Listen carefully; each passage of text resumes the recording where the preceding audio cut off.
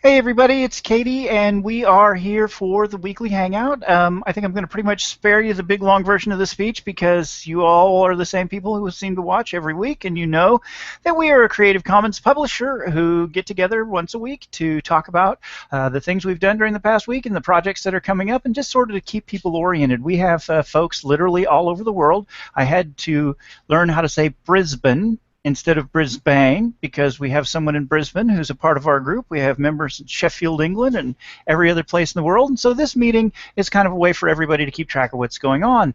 And we've got exciting news this week. So let's get right into it. I'm going to have the folks who are here with me introduce themselves as usual. We're going to go left to right from my screen. Well, and there's Fluffy Sama.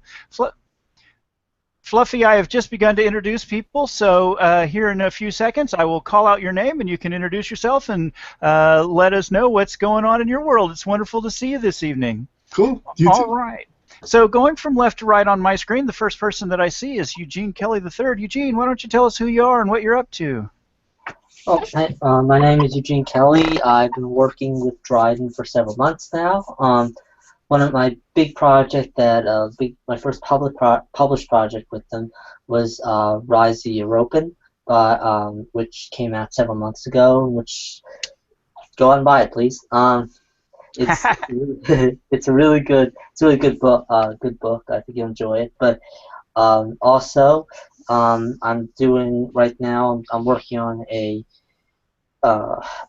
story for a compilation. It's going to be coming out several months from now. But also, more closer to hand is that there's going to be a horror compilation coming out in about a month or two, where I have a story already written for that. And then my main project that I'm working on, I'm sort of gradually nailing it down for what the general sort of framework is going to be. It was originally supposed to be called Empire of the Carnosaurs. Now I've changed it to Empire of the Carnivores, and it's going to be sort of a multi-dimensional type story. I haven't quite. I actually started making a map. So I've done an outline for one part of it. So, or at least a timeline. So that's basically what I'm working on right now. Excellent. All right. And, I wanted to mention we had a new review on Rise of the European. It came out of Amazon UK. It was a 4-star review, so that was a good review. You might stop by and check that out. Tracy, I am right, that was a 4-star review? Pretty sure it was a 4-star review. Yep, 4-star. 4-star. All right. Well, we'll take it and be glad to have it. Thank you very much, whoever wrote that review. We appreciate it. Well, the next person that I see on my screen is Fluffy Sama. Fluffy, you want to come on in and introduce yourself and let us know what you're working on? Yeah, sure. I started working with Dryden for the Nightmares anthology, whatever it's called. I don't know. My brain is not like wordsy today. But I came in, started with that, wrote a story for that.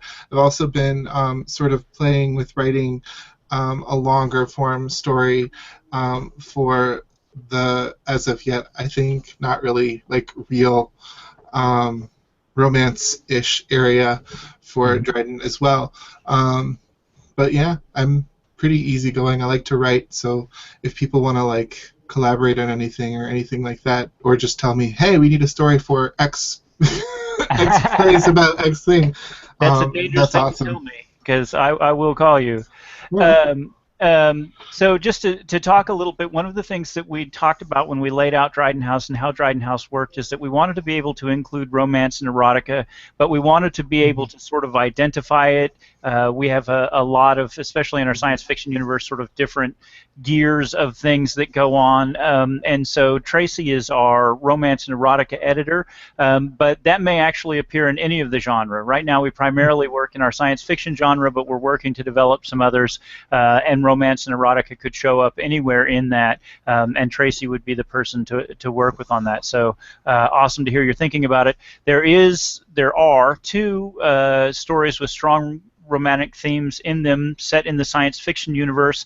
They are Demon's Eye and A Matter of Trust, both of which were written by Greta Van der Roel and were set very far out in the future, 20,000 years out in the future in our science fiction universe. So exciting stuff there. So, all right, very good. And then the next person that I see looking across the list, and I want to actually stop with Fluffy for just a second more. We're really excited to have Fluffy and Eugene this week because the Nightmares collection has gone to line edit, and we are definitely making forward progress. Finally, that project kind of got hung up mostly in some other projects that we were working on, but we are now forward facing and on our way. We have all text in, all story edits made, and we're now down to line editing, unless Tracy tells me that I missed something critically important in the story editing and I have to go back to that, but that's not going to happen because I don't make mistakes. There was laughter. Okay. So the next person to introduce is our chief editor, who has some exciting news about her life as an author, as well as an editor to talk about. So let's let Tracy have the floor. Hi, my name is Tracy, and I am I don't want to say primary, but basically the primary editor for Dryden House Publishing. I have a story in Rise the Year Open, and I have a story that will be published in the Miss Lucia Kuda collection. I also have another alternate point of view of the same story that will be bonus material. And if you read the primary story, you'll understand why the second story is needed. But also, recently it was brought to my attention that this completely different press. Should I mention their name here, Children? Yes, please, go ahead. That's fine. Okay. It's Mocha Memorial Press. They put out a call for flash fiction, so less than 1,000 words, and the theme is women in horror. And so the only rules were it had to have horror element, and the protagonist had to be female. So I was like, why not, right? What's the worst that can happen? So I wrote a flash fiction piece. And this is a contest, so they have these judges that are going to pick out the top 10 of their submissions, and out of those top 10, people get to go and vote for their favorite story. And my goal is just to get in the top 10, and I found out on Tuesday that I got in the top 10. Yay!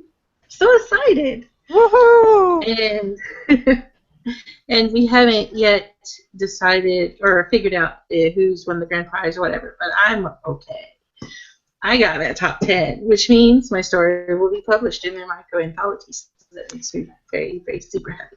And we will put the link below where you can go and read those stories and vote for your favorites. This was a really kind of a difficult moment for me because I spend my life telling people how great they're doing.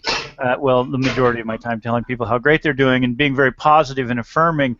And I read this story that Tracy wrote, and I really felt like that if it wasn't successful at this contest, she needed to send it somewhere else and get it published because it's really a very enjoyable, very solidly written flash fiction piece, and I happen to be a big fan of flash fiction, but it sounds a little awkward to go, oh, Tracy, you were so great, that was fabulous, that was wonderful, oh, you didn't make that contest, but don't worry, I'm not bullshitting you, you're actually really good.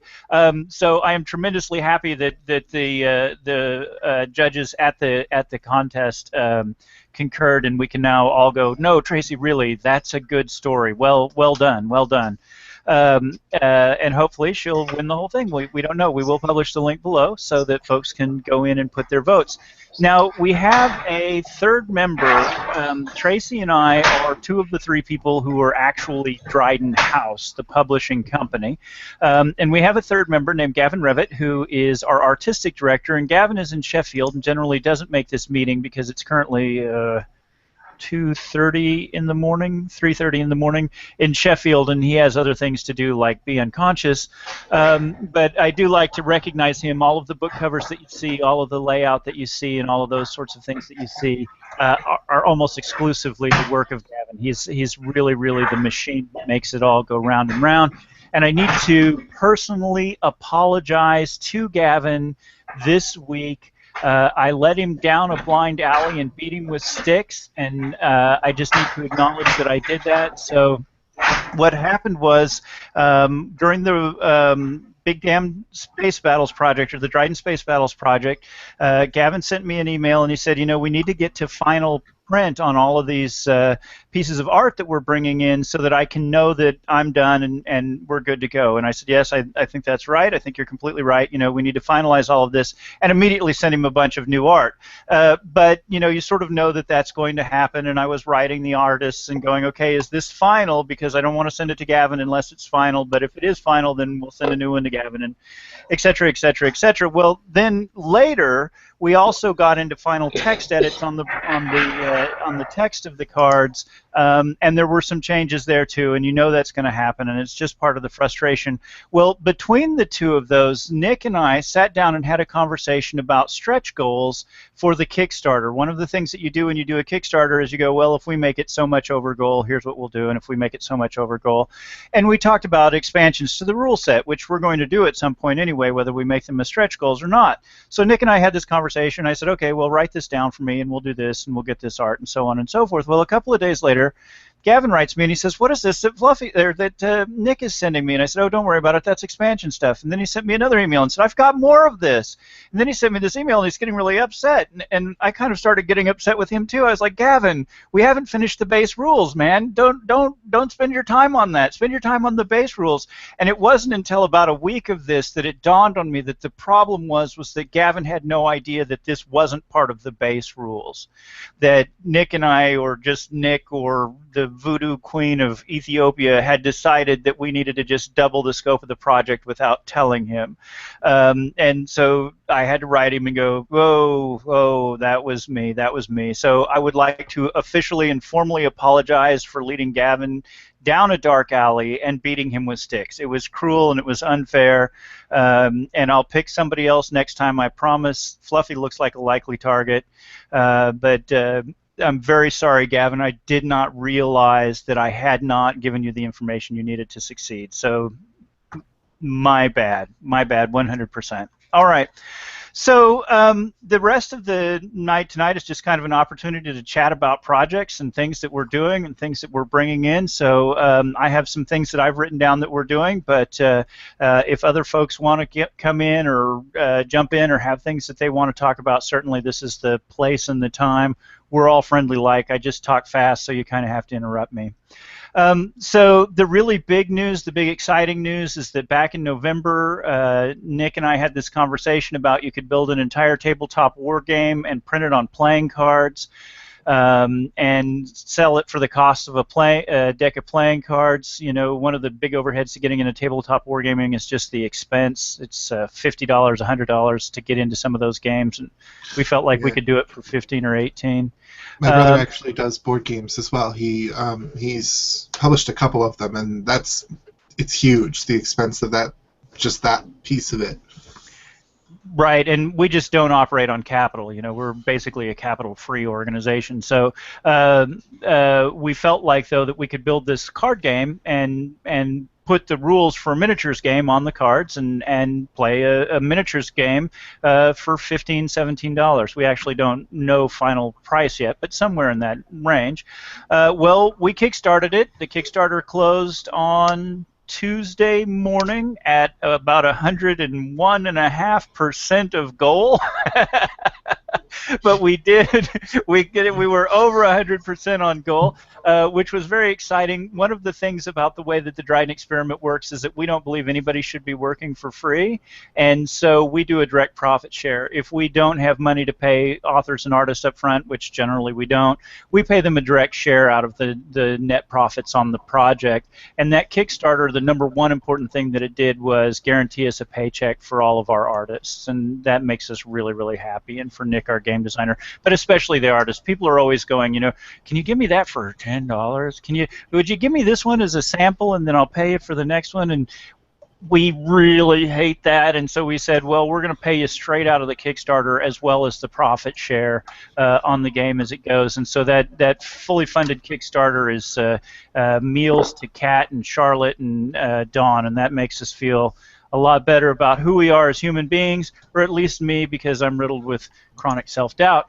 So the Kickstarter closed, and we are in great shape to release that project. I have the full written text of the rules, which will be available for free on PDF form on my desktop right now. They are not being worked on at the moment, but they are right there, and they are in work. The final, or Gavin gets a free pony version of the cards is at Nick for review, and we feel very strongly that that's going to go through and that's going to be finished.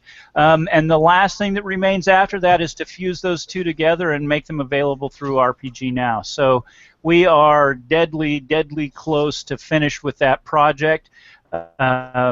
The official release date is the 19th of next month, and that's when we'll throw our party and do all of our fun things, but the game will be available by then, and we anticipate shipping it to all of our backers well ahead of that date. It takes Kickstarter about 2 weeks to process payments and get the money available to us, but from there it's a very fast turnaround. I anticipate having the game ready when that turnaround happens, so hopefully by the time we throw the party, people all over the world, we got funded from all over the world. We got funded from England, we got funded from Australia, we got funded from the United States, but hopefully by the time the party happens, people all over the world will already have their copy of the game, and that's very, very exciting. So wonderful. Then the next thing that we got that was fabulous news this week is that Daniel Hunt, who is one of our authors and probably the person besides me who has done the most in terms of background for the science fiction universe, is coming out within the next 10 days with Dryden Origins. And Dryden Origins is a collection of short stories by Dan that vary in time from the 21st century to I think the latest is in the 25th century, telling how and why things function the way they do in our universe through a really interesting set of stories. There's a set of stories that takes place in the Extermination Wars. There's a story that takes place that talks about the corporate culture in the 25th century. There's a story that is the introduction to the Geist Marines, which is kind of odd because the Geist Marines are very popular and show up in a lot of our other materials. This is actually their first story, except it's going to be like the third one published with Geist Marines in it. So go figure, but the origin of the Geist Marines, and I tell people this all the time, Dan is ex-military and really understands military behavior from a tactical level, and when he gets into talking about combat scenes and things like that, well, people who have read Eclipsing of Cyrus see just that opening chapter. Man, Dan paints some powerful pictures when he gets talking about life in the military. So, Origins within 10 days. Tracy and I plan to attack social media when it comes out and make sure that everybody knows that it's out there. It's going to be a really significant addition to the history of the universe, as well as some really fabulous stories. So, Origins by Dan Hunt. Great stories. I read the first of those stories more than 2 years ago and just really was just like, wow. So, all right. Tracy, was there anything else we were going to talk about with Dan? I kind of feel like I'm forgetting something. Not that I know. Okay. Well, I got to quit smoking that stuff before I come on to the weekly hangouts. Then, you know, being as we are slow and lazy people who never try to bundle up or pile ourselves up with multiple projects, we are launching Charlie X. And the background for Charlie X is that I happen to be friends with a woman who is a uphill race car driver in Europe. She drives a Formula Renault in the championship circuit over there, which if you've never seen, we can post a link below. That's scary driving. If those guys miss the road, they are on the side of a mountain. And sometimes it's a very long way to the next time you will stop if you come off the side of the mountain. The equivalent of American event that a lot of people know is the Pikes Peak Hill climb that happens every year. Anyway, Charlie drives a championship car, and I happened to notice her posting about looking for funders for 2016 for the racing season. So I wrote her just kind of on a lark and said, well, what would that actually cost? And she gave me a number that I could do. And we talked it over with everybody and decided that we're going to sponsor Charlie Martin Go Charlie Hill Climb for 2016, and the Dryden House logo will be on the side of a Formula race car, a Formula Renault race car, which is just a really cool kind of concept. The trouble is that it doesn't get us a lot of sales because most of the events will happen in France, and we don't anticipate a lot of people on French mountainsides rushing off to buy Alder's World or other Dryden books based on what they see on the side of a race car. So we brought it back in-house. We approached Nick from Owlman, and Nick will be writing us a rules expansion. In fact, he has a majority of the rules expansion written. That is LQF, which is Liquid Fire Race Cars, in the Dryden universe. So there is now a racing circuit in the Dryden universe that behaves very similar to hill climb racing, except using cars that are called liquid fire cars, LQF cars. Not Charlotte Garnier. Kat Haywood will be drawing a graphic novel that will be available in weekly installments about Charlie X, who is an LQF racer in our universe, but then we will run the whole thing on a Tumblr, which is being run by Russell Sawyer, that will have both Charlie X's and Charlie Martin's current week on them. So you'll be able to follow Charlie Martin, the uphill racer, and Charlie X, the cartoon character, or graphic novel, anime character, whatever you want to call it, manga character, on the same Tumblr, so that it becomes a single point of advertising for both of us. And then Charlie's championship happens in October. If she gets invited to the championship, it will happen in October, and we will release the graphic novel as a book at that point, with Charlie's actual stats for the year included. And it's a really, really wonderful cross-promotional opportunity. Charlie has a weekly television show on racing, sports news in England, and we just really look forward to building this bridge and having it be very successful. Kat and I are meeting this week to decide what LQF race cars look like, how she plans to draw them. I'm writing the storylines for her, so I need to work with her. We've had a look just tentatively at Nick's rules, and they're sort of nicely universal. We can plug them into a lot of different racing styles and adapt them very quickly. So starting in June, Charlie will begin racing, and we will begin doing weekly webcasts or postings of Charlie X's adventure, and then maybe in July the role-playing supplement will come out, and then in November the graphic novel will come out. So we have a very large integrated project for I guess you call it the Charlie Project, Charlie Martin and Charlie X working together. So Tracy, that's Wednesday at 1 o'clock. Michael writes, webisodes, sure, yeah, episodes on the web. What we'll have is Kat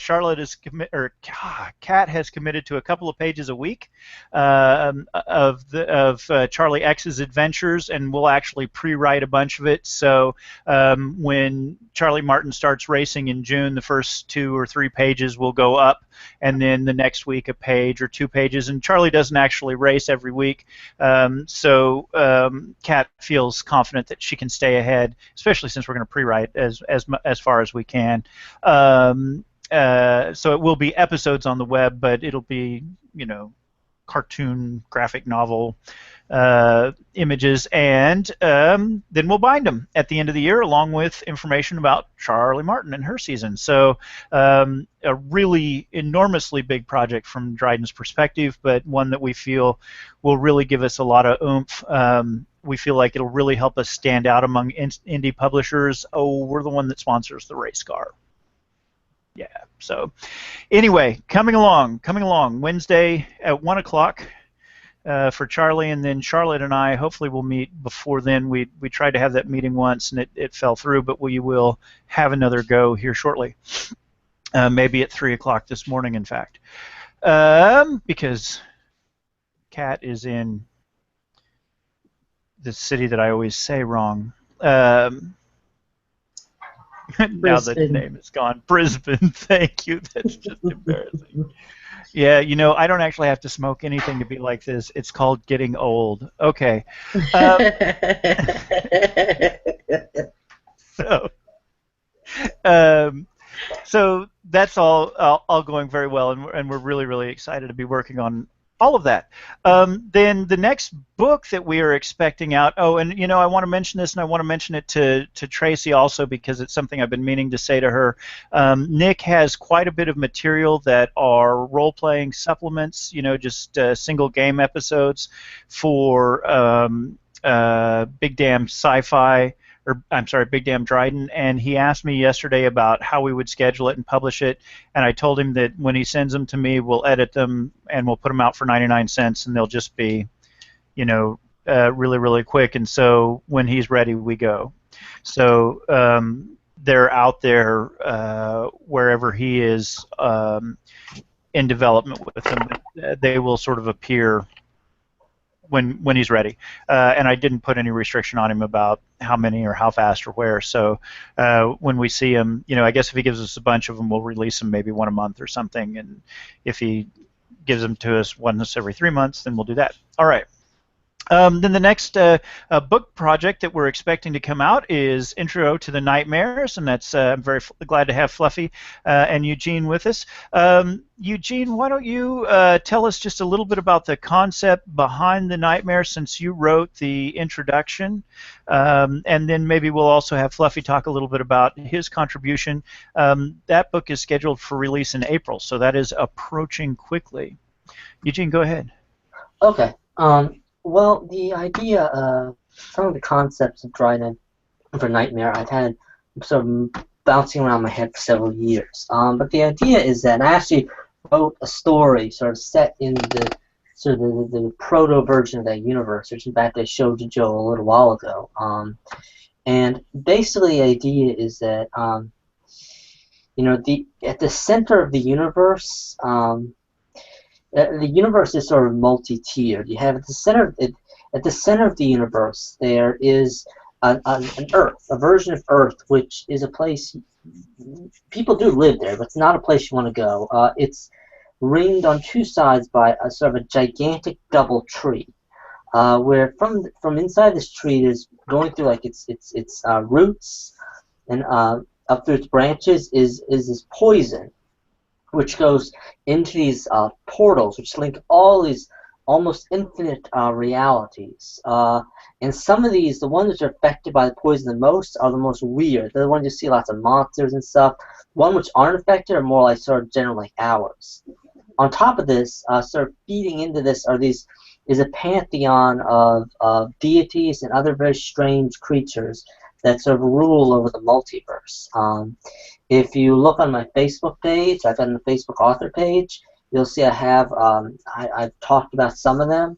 There's sort of a different hierarchy of them, and three of them are two of them are featured in my story. One of them is mentioned. But yeah, it's sort of this twisted multiverse fitted with all sorts of weird creatures and such. And but the thing is, because it's so diverse, it allows for a wide range of stories. You can have the weirdest stories in the world, which is sort of kind of stuff I write, or you can have sort of average sort of mystery type stories, stuff that you might see on like CSI or something. But it's this multiverse that allows for almost infinite possibilities. But it's connected to this giant labyrinth of portals and veins and such. So the way Dryden works is, we're Creative Commons, and once we create it, it's available to everybody to come in and contribute to. And the sort of question we were facing 8 or 9 months ago when we talked about approaching horror was, well, how do you create a Creative Commons environment for horror stories? And what Eugene wrote for us is this introduction to a twisted universe. So some of the universes you encounter, or some of the worlds you encounter in the universe are pretty normal, pretty worlds like we would have, and others of them are really bizarre and strange because they're proximity to the poison tree and the amount of poison they receive, so that we can have authors of all different types of horrors in writing and sort of go, okay, and they're linked by the trees. Right, so it's kind of a little cheater way to handle it. And then Fluffy is bringing in that Nightmares collection a very interesting short story that introduces two really fascinating characters. And I wondered, Fluffy, if you wanted to talk for a minute about those characters. Yeah, so what always interests me with regards to horror is the more psychological side and the deeper thinking about, like, holy crap, what are the implications of what's been said or done? And so really the two characters that I introduce are sort of these eternal, if not immortal characters that are, one of them sort of represents fate, and then the other sort of represents almost like free will, but not exactly. It's sort of like just another face of fate, or at least that's what I hope people get out of it. And sort of the whole point of the story is this question of, can we really guide fate or stop it? Is it something that's really there, or is it something that is avoidable? And so those two characters are really they're the way that I explored that for the anthology. Very good, and I think they flow very smoothly then also into Eugene's sort of nightmare model, where we have the poison sap flowing. They actually move at one point through the tree, or some of the characters do. And now there's a set of characters in that story that I really enjoy and I find a little hard to describe. Would we call these Cthulhu rednecks? What are these? So one of the characters, as she's like just born, one of the things that she does is sort of tests her powers, and so she creates this new race. Well, where she sort of bursts from the trees, all that there are these like pigs, and they're green little pigs, and then these green hairy boars. And so what she does is create this race of these weird, kind of funny little pig-like creatures, and they're not exactly terrifying, except that if you had like 10 of them running at you, wielding their weapons, they would be kind of terrifying. Because just think about like these human-sized green pig things just running at you. But yeah, no, they definitely provide some comic relief. The ones that you meet in the story do. They Tracy is calling them wookalarks. I don't know what that. Yes, and their curious lack of understanding about the world around them and themselves is they get given instructions and they just can't really work it. They really struggle. Well, and to me it's funny because they're brand new beings. It's not even like they're just brand new born. It's they haven't been sentient that long. Right. At all. So they're still trying to like figure out how it works. Right. And yeah, no. And have you two read the other stories yet? I know that you have both seen the draft. Have you looked at the others? Not in depth at all. No. I have. I'm sorry. Go ahead, Eugene. I just said I've read some of them. I haven't finished them all. You know, some of my favorite authors are in that collection. In particular, Laura Conrad is a great favorite of mine. But there is a story in that collection that Tracy says she's read through the whole thing, which is good because she's editing the whole thing. There is one story in particular in that collection. It came from Kitty Sarkozy that just gives me the holy heebie-jeebies. I just think it's one of the creepiest things I've ever read in my life. I read it, as a matter of fact, Tracy and I, when I read it, had this exchange about, oh my God, we need to call Kitty's husband and tell him to get out now. That story. You can. That story is the reason I haven't read all the rest yet. Oh yeah, you read that one? Yeah. So I shouldn't have started with that one. Yeah, that's kind of hard work, isn't it? Yeah. Yeah, I think Kitty. I do have to be honest. When she sent that in the email, I think we sent each other an email at the same time with a lot of expletives Yes. oh my God, we've got to warn her husband. Yes. I think that Kitty would be flattered that her horror story put Fluffy off of reading horror stories. I don't want to spoil it, but it would be hard to spoil. If I told you what it was a story about, you'd go, "Why is that scary?" No, that's not scary. Oh, yes, it is. Oh, yeah.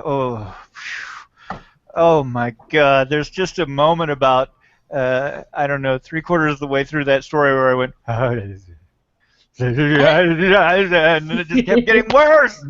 Ah! Wonderful story. So some stories I really enjoy. I enjoy Eugene's writing. My favorite Eugene story is in there, Otuanju. I enjoy Fluffy's story. Laura is one of my very favorite authors. But when it comes to just giving you the whole Holy Willies, I don't know in the entire history of short fiction, which I have a very long history of short fiction, if I've ever read anything that gave me the willies like that story of Kitty's. I think it's because it just seems like it would not be scary, but it's when it all comes together, it's scary as all get out. It's one of those things where individually there's nothing scary about this story.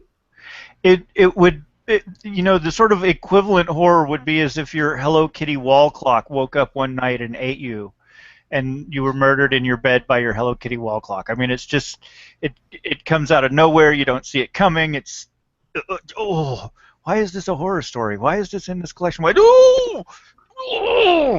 Now I know. Now I know. I really, I praise that story highly every time I get a hold of it.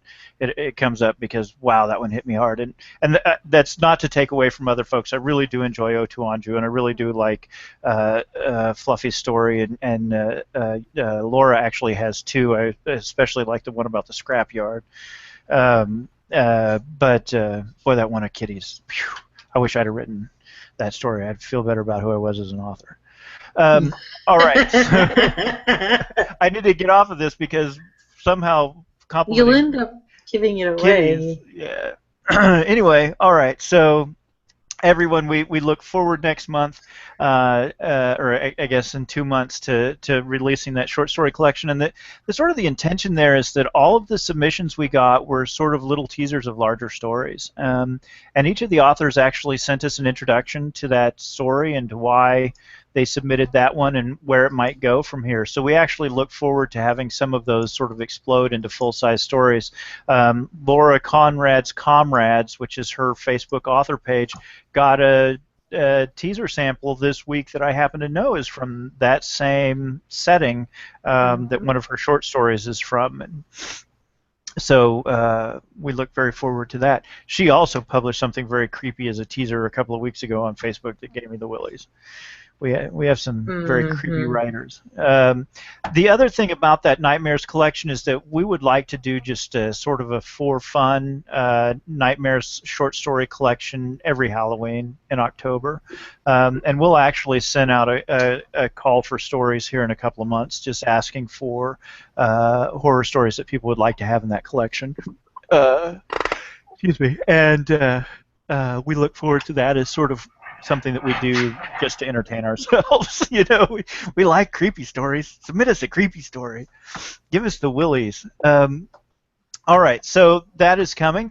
Then after that will come Alder's World 3, which is the final section of the novel that I've been working on for quite some time. It will come out, I think, in May now is the date, Tracy? Correct me? Yes. May is the date. I know that there's draft work on that cover, and I'm excited to see that. I haven't seen it yet, but I'm excited to see it. Well, I take that back. I saw early draft, but I'm excited to see what it looks like once Gavin gets there. And then we've actually been talking to Kitty. I think that she is going to go back. If you read my fiction, you know that I'm famous for writing, bless you, Eugene, for writing very, very light, spare fiction that's very, very brief and doesn't go into a lot of backstory and details. And Kitty is going to do an expansion expanded and revised full version of Alder's World that adds a lot of the sort of additional materials that I didn't add. So that will come out maybe in 2017 or 2018. We don't have a date, but anyway, Alder's World 3 will be out and complete. There's a contest running on Goodreads right now that's for signed copies of Alder's World 1. So stop by Goodreads and get registered to get a free copy of Alder's World. Part 1, and it is also free on Smashwords, so stop by and do that. Then the other cover that I've seen Gavin working on that really looks fabulous is the Lucy Akuta Appreciation Society, or I believe it's the Miss Akuta Appreciation Society, which is a collection of short stories about our very favorite assassin from the science fiction universe. Lucy Akuta is this very interesting person who lived in the 1000s in feudal Japan and was an onobugeisha, which is a female samurai. And then she was cloned in the 2500s or 2400s and made into an assassin. And she is very scary and very dangerous. But she has this interesting quirk that she can't remember any of the assassinations because she has a wire in her brain that severs all neural connections she made while on a job. So it's complete confidentiality. She has no idea who she killed or why. And Tracy has written short stories for it. Eugene is writing a short story for it. Did I write a short story for it? I wrote the introduction to it, which is a short story also. Nicholas Mall is writing for that one as well, as is Gavin Revitt. And I'm forgetting someone. Who else is writing for that one, Tracy? Gavin, you wrote for that. Me, Nick. Is Laura writing one? I think Laura turned us down for that one. That's what I'm saying. I can't remember if it was Laura. All right. Yes. Well, if there is another author, we're terribly sorry, and we should all be fed to ants. But we've lost track of who that would be if there was another author working on a Lucy Akuta story. But the kind of interesting thing we're doing is we are not telling any of the authors what the other authors are writing. Each author is free to write whatever they want. And out of each story, we're kind of taking a token item because Akuta keeps tokens from her conquests, but she doesn't remember what they're for. So in the introduction that I wrote, there's a scene where we are in her trophy room. And trophies from the different short stories will be in the room, but of course you won't know what they are because you're just beginning the story. But then as you read the following stories, you'll go, oh, well, that's where item X came from, that's where item Y came from, and by the time you are done, you will be able to identify the items that are in Akuta's trophy room and why they're there.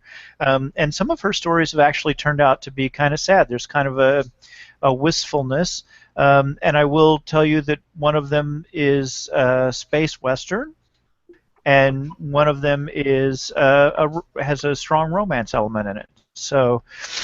And one of them has aliens. So very interesting and diverse set of stories coming. Two of them have aliens? Yeah, there's mine. Mine's going to have an alien in it. Who else's? Were you referring to mine? Or? Yeah, I was referring to yours. Oh, that's stupid name. Sorry, I was speaking in code.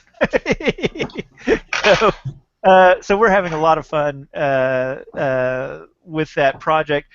We pushed it back because both Gavin and Nick were heavily occupied with the Dryden Space Battles project, and it seemed a little unfair of them to go, but where's our short story? So we just didn't do that. Speaking of which, we have exciting news, and I forgot to report this earlier. Nick is a professor, and he sort of works on contract semester to semester, and he was a little worried he wasn't going to get a contract this semester, but he did. So Nick will not just be hanging around with us all day and all night like we like him to, but he's going to do, work and make money and, responsible things like that.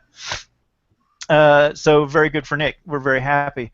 Then the last thing that I wanted to talk about, and why don't I first of all just sort of ask if I have missed topics or, oh, hey, now there is an exciting face. Hey, everyone. Hey. How are you? Good. This is Daniel B. Hunt, Daniel M. Hunt. uh, who we spoke about earlier. Dan, you want to jump in and talk about Dryden Origins and what's happening? I actually found it on Amazon about an hour ago without the cover art. Oh, yeah. So the listing is there, but the art's not posted yet? And I found it on a site in the UK called library.com. But I Well, don't think I'm going there right now. so. Maybe Gavin will buy it or something. I don't know.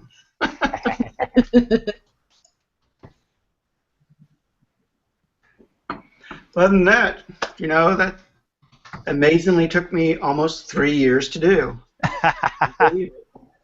I kept thinking, I'll just write short stories. It'll be fast and easy. And No. yeah. No, it does not work that way. So what do you think Dryden's opinion is, or the Amazon's opinion is, if I write a review of a book that hasn't been released yet? Do you think they'd frown on that? All right. I'm posting the link here in the Hangout, and then we'll post it in the comments later. That's awesome. It's there, but the cover art is not there yet. It also didn't help that I started reading Hemingway as I was finishing the publishing, so I was like, God, I got to change my dialogue. So even at the last minute, I went through and changed a lot of the dialogue, and driving people crazy. But so, Dan, I'm just going to read this. This is the blurb from Amazon about the book, and this is so exciting to me because Dan was just saying he took him 3 years to write. 2 years ago, I read the first of these stories, and to see them appearing on Amazon now is just giving me this very cool and excited feeling. So I'm just going to read the introduction as it appears on Amazon. Master Sergeant Sayer Cade leads a squad of Terra Corps Peter-Human Geist Marines on a dangerous mission into the unknown. ... Dark forces churn inside the attack ship Revenge as the ghost of the captain's dead wife haunts him into insanity, and warfare will never be the same. The first Dan Hunt story I ever read, by the way. ... Geologist Hamar Ronson's discovery promises to propel the desert world of Telika into an industrial powerhouse while making Hamar extremely wealthy. Murder and intrigue swirl in this tale of corporate greed. ... Jordan McKay traverses an apocalyptic war-torn landscape, searching for her father as America and its allies launch a desperate bid to stop a Chinese invasion. Jordan finds the strength to survive, which leads to one of the most important discoveries in human history. ... Ah. Jordan McKay invented the insanity crystal. yeah. Didn't realize its implications until 200 years later when... Is it McKay or is it Maggie? Mackie, I guess, until Dryden figured out how to use the thing. And Revenge is the first Dan Hunt story I ever read. And Sayer Cade is the first known Geist Marine. I mean, this is just really, really exciting stuff. This is the Dryden universe coming out of the woodwork. Oh, I want it for 99 cents on eVersion. Well, you give a guy a fish. All right. Okay, so yay, Dan. Yes. That is so exciting. At that rate, I'll write one more book before I die, so I'm pretty excited.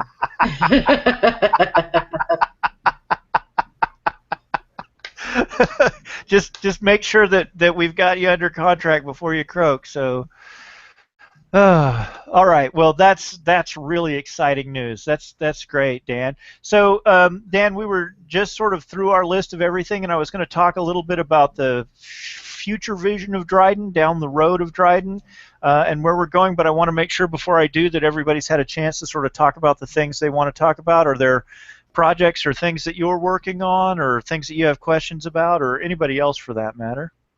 I do. Have you talked about the where you guys can do a launch party for the card game, the Dryden Space Battles? We want to. We don't have it finalized yet. We want to go to Boom Comics in Manhattan and throw the party from there and host it over the web. I've talked to Tony Ochoa, who is our man at Boom, and he's into the idea, but I don't know that we have the go-ahead to do it there yet. We'll definitely do a web hangout. The question is just, will we have a a physical location also. Why are you wanting to participate in that? Yeah, you know, I'm thinking that if it's in Manhattan, I can make that drive and I can bring some of my chum and we can set up like a little display table and stuff like that. I just need a little heads up because they're also threatening to send me overseas for 90 days on a TDY, so maybe I can't do that. Okay. But if I can, the earlier I know about it, the easier it will be for me to make sure I can make that trip. Okay. I don't know. Okay, I don't know enough to really answer that. I don't know if Tony's thinking about getting space in the shop while the shop is open, or keeping it open after hours, or I don't know where he was. I'll corner him though and find an answer. That date was picked because it was good for Nick. Because that's his Sunday morning, and that was a good morning for him. So let me go back and iron that down. If you're going to go, maybe you can pick me up on the way, because I still have that front end issue in my car, and I'm afraid to take it out on the highway. Yeah, that wouldn't be a problem. I'll slow down long enough for you to leap. Right, I'll just go to the overpass at I-70 and Gage Boulevard, and you can honk when you're coming under. All right, that's a bad idea. All right, very good. So. Yes, we are planning a party. We don't have solid details on the party yet, except we plan on having it sometime on the evening of the 19th, so that it can be the morning of the 20th for Nick. Okay. All right, but let me make a note to myself to follow up. And then something you and Tracy might find interesting, because you know I'm doing that experiment about outlining the story and then trying to write it, see what happens. Right. Yes. What happens is I wrote myself into a corner, and I have to go figure out how to get out of it. So I would just be afraid I wouldn't finish it. I'd get mad at the outline. Well, I got about 30,000 words into it in the story. You know how stories just kind of take their own little turn, and I went with it, and I kind of like where it went, but then it kind of hit a wall. So I've got to add. I have to add 2 new conflicts into the story so I can push it. I actually wrote the conclusion of it, but now I've got to fill in that gap between where I stopped and the conclusion. So I think it'll take 2 more steps, as it were, in the struggle to get the job done without giving away too much. Anything. I went back and rewrote the end of Alder's World. Yes. Originally intended ending didn't fit by the time I got close to it. Oh, this ending is so amazing. Thank you. I love the new ending. Well, it you just know felt my PayPal account. Right. I do know your PayPal account. Well, I wrote it from very far away, how I thought the story would end, and I do that a lot when I write. You know, I pick a target and I write towards it. So a lot of times I write the last chapter of a book fairly early on. But I got to this kind of middle place, and I had things I wanted to do in the middle. I'm maybe 10,000 words away from finished with the project, and I didn't want to aim at that goal anymore. So I went back and rewrote the ending so that it fits. Oh, but this ending gives me goosebumps. The other one didn't. That's the cool thing about writing. Even if you have an idea in mind, it kind of takes on a life of its own, and you kind of have to follow it where it goes. Right. And that keeps it fresh, I think. Well, you know, if you know Alder's World, Alder has this problem that he never wanted to be in charge. He's the science officer. You know, he's supposed to be the Spock. And he ends up in charge, and he never wants the job, and he tries to shirk it every time he gets the chance. And so the sort of the salvation, or the last great question of the story needs to be, you know, are you actually in charge? Are you actually the captain? And I wrote an ending that I thought answered that question. But then by the time I was in the middle and he was actually interacting with the characters that are, you know, sort of the ones from the climax of the story, I was like, well, that's the wrong angle. So I wrote an ending that apparently gave Tracy goosebumps, and that makes me feel all mighty. I really liked it. That was like, that's the thing, after having read all of them, you know, so far to this point, and, you know, having actually got my hands all in it, you know, because of editing it.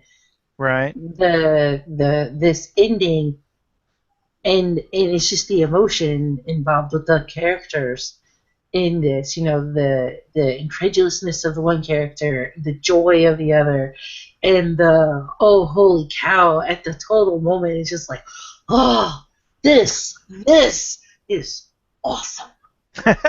Thank you. I know, Tracy, $10. You were, you were going to say something, Dan. Well, I was going to say I've been thinking about those 3 books, and I thought maybe a nice thing to do, because I know you want to have somebody write an expanded version of it. I forget who was doing that for you.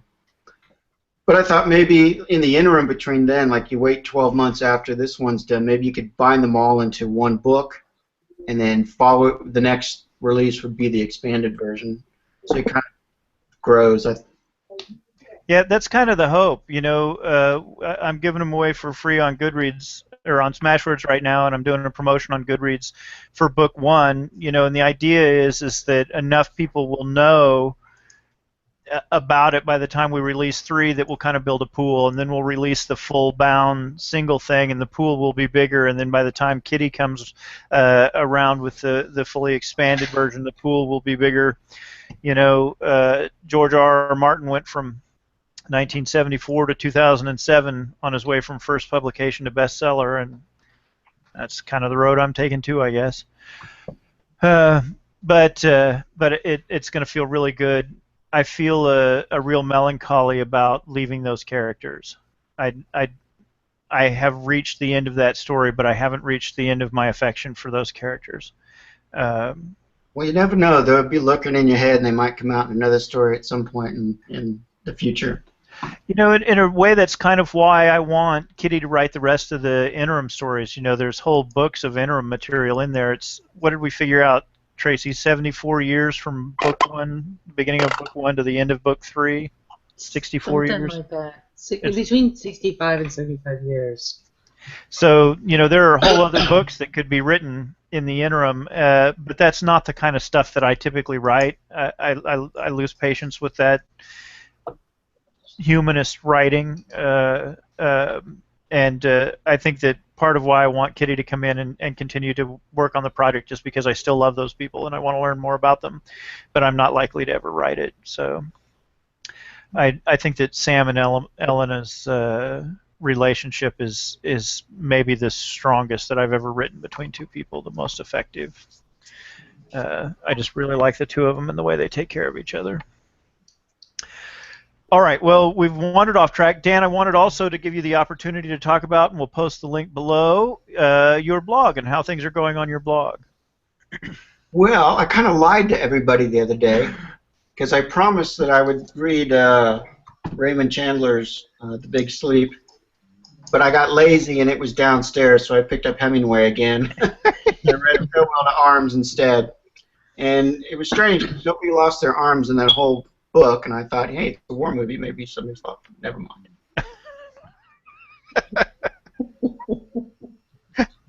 You're silly.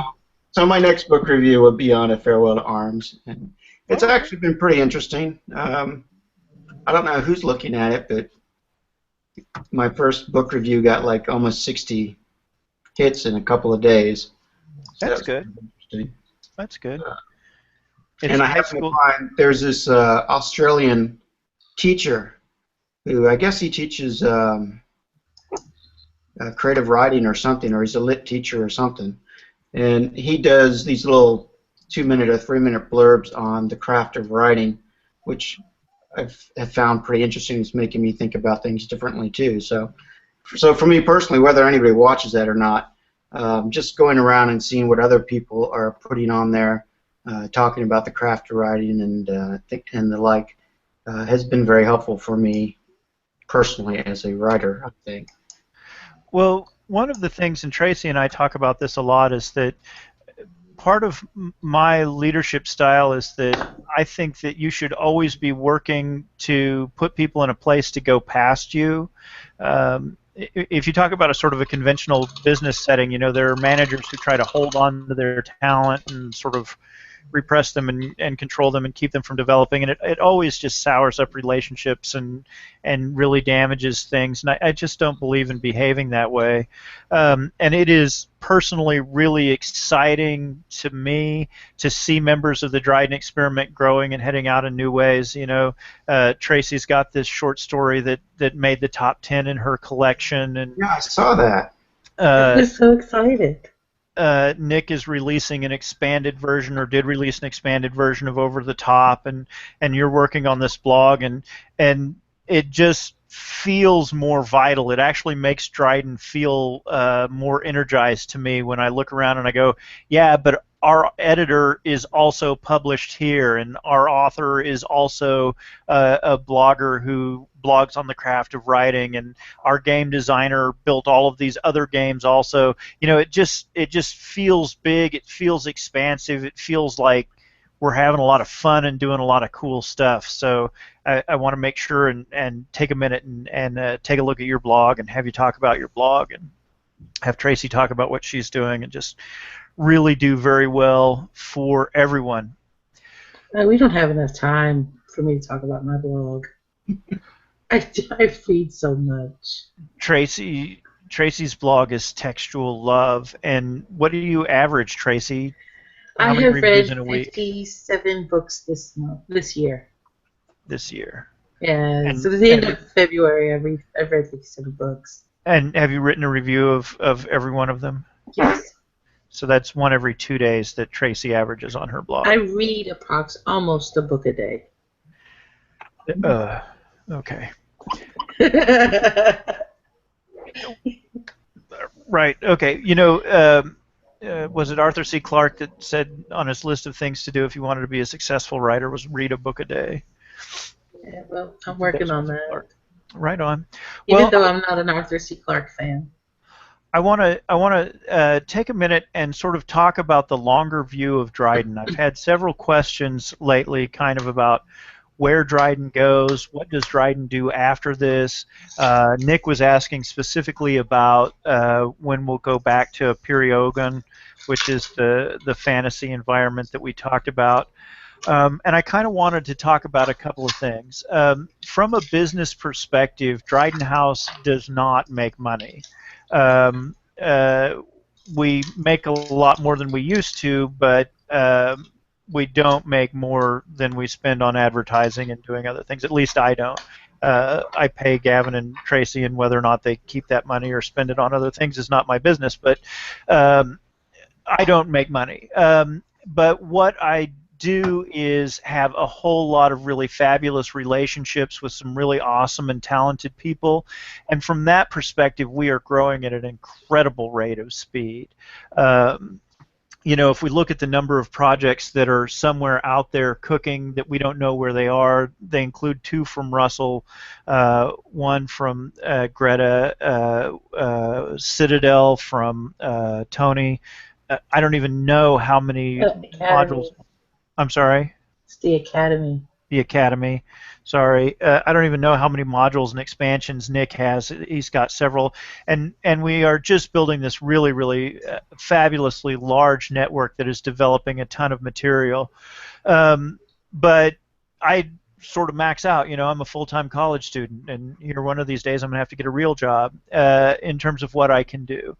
And I have in the contracts that I have with Tracy and Gavin the ability to bring on a third full-time, or not full-time, but a third staff person who's actually a member of Dryden House to act as sort of a business person for us. And I continue to think about that position and think about people that I would like to have in it.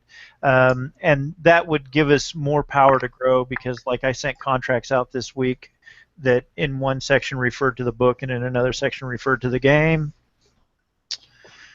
because I'm not smart that way. And it would also help us actually secure profits that we do make, to have somebody that was on top of that stuff and doing those functions for us. So from a business model, I have one more person that I can bring in, and then I'm sort of maxed out, and I have to start hiring people at a conventional hourly rate. And that gets a lot more difficult. In terms of development, I introduced this idea of alternate universes and other genre, and I had several people tell me, that's going to take way too much time, and you shouldn't do that. And I probably should have listened to them, except I'm really bad at listening to people. And we haven't really been able to support them like we would like to because we don't have enough time. How about that? So everyone was right.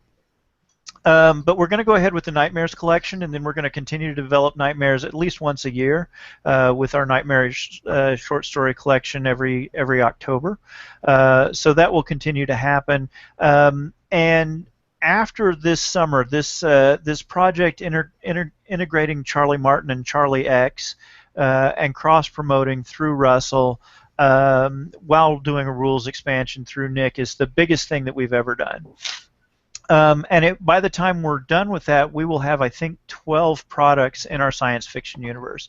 And we'll really be at a place where we can kind of stop and go, we have plenty of material out here to live on. We need to get better at promoting it.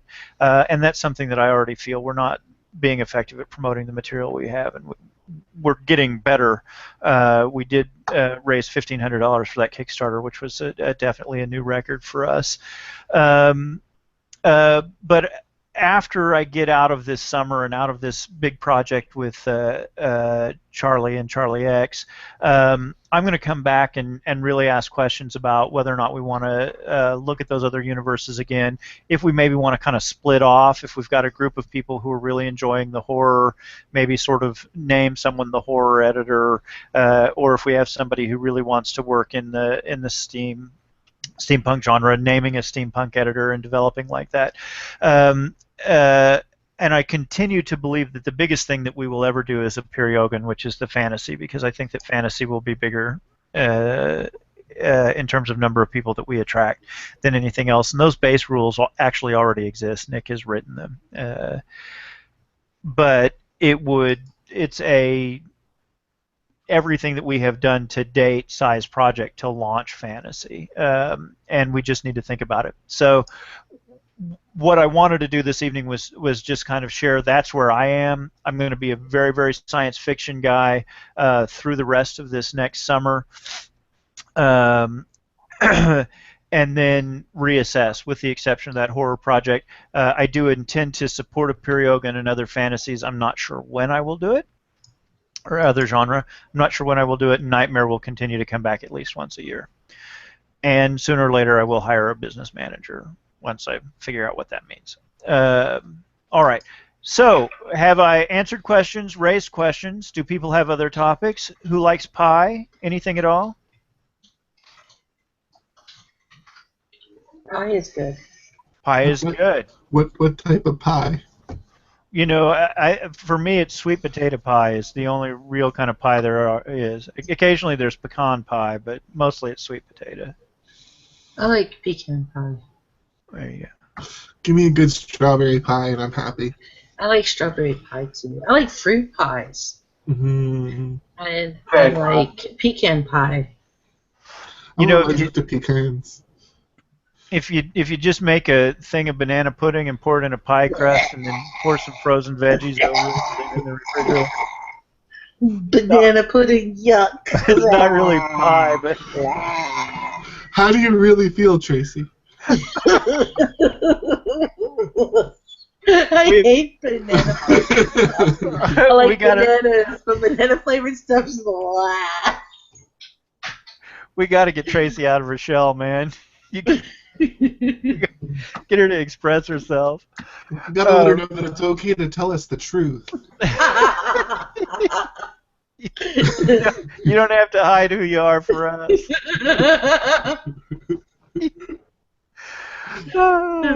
All right. Well, that was a beautiful moment. It's funny. I lived in Louisiana for several years when I was a young child, and it doesn't seem to have stuck with me a whole lot until you talk about food. And I'm like, pie? Well, there's two kinds of pie. There's sweet potato pie and there's pecan pie. What about apple pie? Nah, that's America. I'm from Louisiana. My brother's big favorite pie, as well as my niece's, is pumpkin pie. And pumpkin pie is good. It's tasty, but I can't eat it. I can't have sweet potato pie, and I can't have cheesecake, which is technically still a pie. Stupid lactose intolerance. Aww. Yeah, I'm not a big fan of pie in general, but a sweet potato pie or a pecan pie is a good thing. Blueberry pies are good. Yeah. Cherry pies are good. I'm allergic to gluten, so I always have to be super careful. But be sure I found a really good gluten-free pie crust recipe because I was like, I don't know if I can do without berry pies. Berry pie, yes, I know. And well, how sensitive are you? I mean, can you do oats? Anything with gluten, for me it's an allergic reaction, so it's not the gastrointestinal. I get Right. hives and stuff. It's no Well, I fun. know that I don't know because I don't have gluten sensitivity at all, so I don't really know it. But I've heard from one source that oats, like oats don't have it, and then I've heard from another source that they do, but A lot small of trace. a lot of oats are rolled with wheat, or come from sources that have wheat. So it's all a matter of whether or not there's cross contamination. Oh, that sucks. Yeah. All right. Well, we're free to carry on this conversation, but I'm not sure that we're contributing to the body of Dryden. Why not? People in Dryden have to eat too. That's right. Just without gluten. No Or gluten. dairy. I'm going to go ahead and kill the broadcast, and then we can continue to chat. All right. Thanks, everybody, for joining us. We're all off now to go have pie. So What's he saying? we'll see you next week.